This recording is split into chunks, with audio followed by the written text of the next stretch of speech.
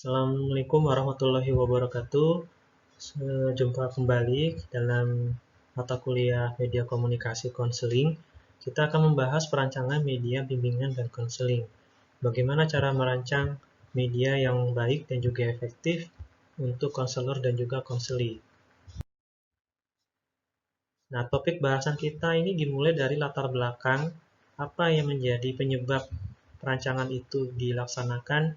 Kemudian juga sistematika dan urutan perencanaan medianya seperti apa, sampai pada tahap akhir yaitu penulisan naskah media. Nah, latar belakangnya ini, perancangan media ini menjadikan media ini semakin berfungsi. Kenapa bisa demikian? Karena memang media ini sebagai penentu keberhasilan layanan bimbingan dan konseling. Kalau medianya tidak dirancang dengan baik, maka hasilnya pun juga tidak baik. Artinya, konseli tidak akan tertarik dengan media yang ditawarkan oleh konselor, sehingga proses komunikasinya pun menjadi terhambat. Nah, selain itu media juga dituntut untuk bisa lebih menarik dan menyenangkan, bisa menampilkan animasi-animasi yang bisa membuat konselinya ini menjadi senang dan sebagainya. Sehingga konselor ini tidak akan punya banyak tenaga yang dikeluarkan ketika melakukan proses konseling. Nah, misalkan ada contoh kasus ketika ada konselor yang berhadapan dengan siswa atau konseli yang masih ragu menceritakan masalahnya. Nah, ini contoh. Kadang konseli ini sulitnya adalah menceritakan. Jadi konselor ini harus bisa pandai bagaimana merayu atau menstimulasi konseli ini bisa memberikan informasi terkait dengan dirinya. Nah, dengan demikian, konselor ini bisa menggunakan media grafik, misalkan inner circle, atau menggunakan gambar jendela Johari atau Johari window. Nah, ini sebenarnya juga sangat menarik, tapi ini sudah banyak dilakukan dan memang terbukti sudah efektif. Tapi kita bagaimana caranya bisa meningkatkan efektif tadi ya? Nah, maka bikinlah atau buatlah media yang semenarik mungkin. Bila konselor menjelaskan secara lisan, maka kemungkinan besar klien tidak dapat menangkap apa yang dimaksudkan. Jadi terkadang hambatannya itu bisa pada proses komunikasi yang melibatkan konseli. Jadi kadang konselor ini tidak paham apa yang disampaikan oleh konselor. Jadi konselornya harus pinter-pinter, harus mensiasati, bisa membuat media untuk membantu stimulasi konselinya sendiri. Bisa mengungkapkan semua permasalahannya. Nah, kalau sudah bisa diungkapkan dengan baik, maka konselor bisa memberikan sugesti atau solusi kepada konseli dan akhirnya konseli ini bisa membuat keputusan apa yang harus dijalani. Nah, berikut ini adalah sistematika bagaimana untuk perencanaan media. Dimulai dari identifikasi kebutuhan dan karakteristik siswa atau konselinya. Nah, konselor harus bisa memahami dan juga mempelajari karakteristik dari konselinya. Tidak hanya menyampaikan pesan, tapi juga mempelajari apa yang dibutuhkan, apa yang dicari, dan apa yang diinginkan. Nah, sehingga konselor bisa menentukan media apa yang mau dipakai. Nah, kalau sudah terjadi, maka selanjutnya bisa merumuskan tujuan bimbingan dan konseling. Nah, ini rumusannya mau kayak seperti apa? Mau bentuknya seperti apa?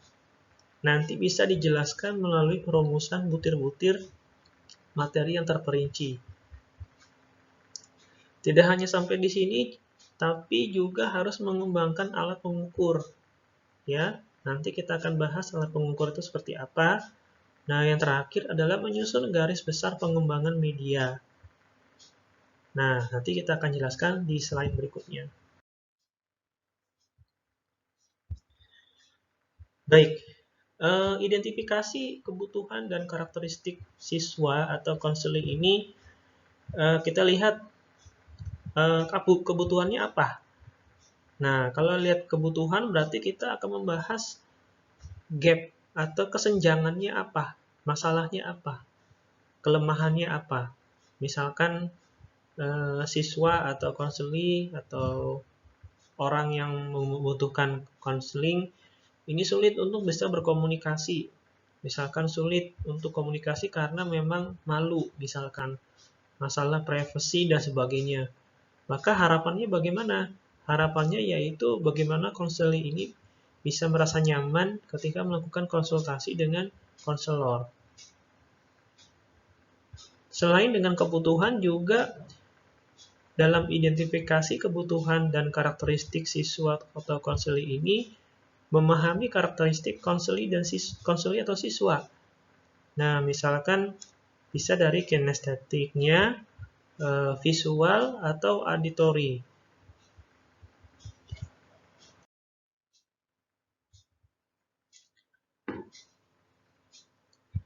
Nah, berikut ini perumusan butir-butir materi yang terperinci.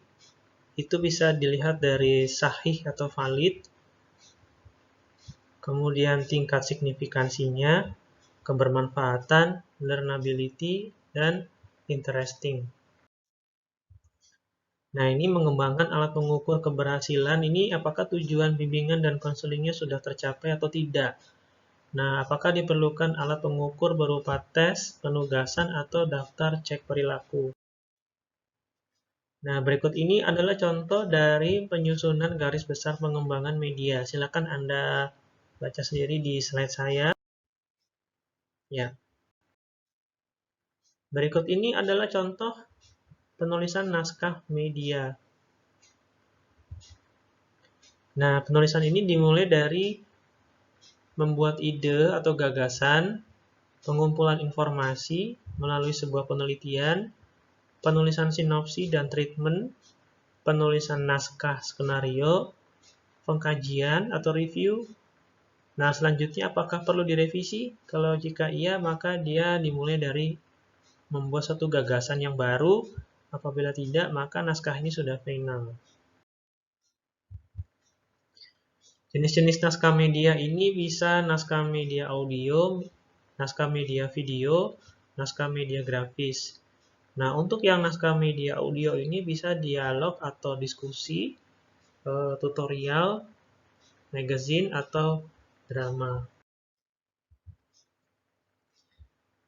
Nah, kita lihat prosedur umum rancang media grafis dimulai dari menganalisis tujuan dan materi yang akan dibangun, membangun ide atau gagasan, pengumpulan data, pembuatan outline naskah, dan sampai pada produksi media. Ya, demikianlah materi yang saya sampaikan. Semoga bermanfaat bagi kita semua. Wassalamualaikum warahmatullahi wabarakatuh.